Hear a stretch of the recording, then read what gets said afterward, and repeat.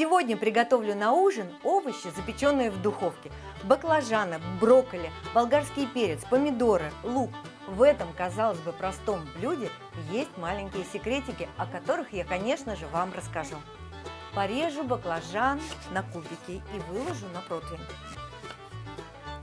Далее идет болгарский перец, желтый и красный.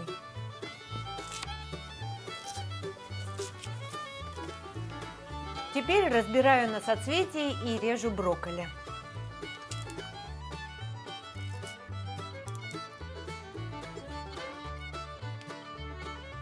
Овощи приправлю солью и перцем и сверху полью оливковым маслом.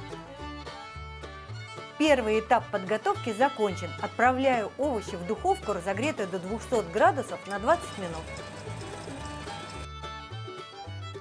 А теперь мои секретные ингредиенты. Пармезан. Сыр добавляем в сухари. Засыпаем орегано и тертый чеснок.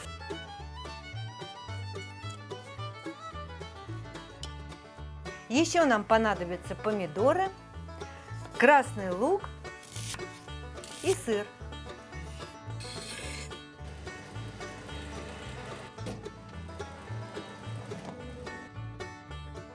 А теперь, внимание, мой секрет. Добавляю в овощи стакан томатного сока, сухари с пармезаном, чесноком и травами, выкладываю черри, лук, сыр и отправляю блюдо второй раз в духовку еще на 20 минут. Запеченные овощи готовы.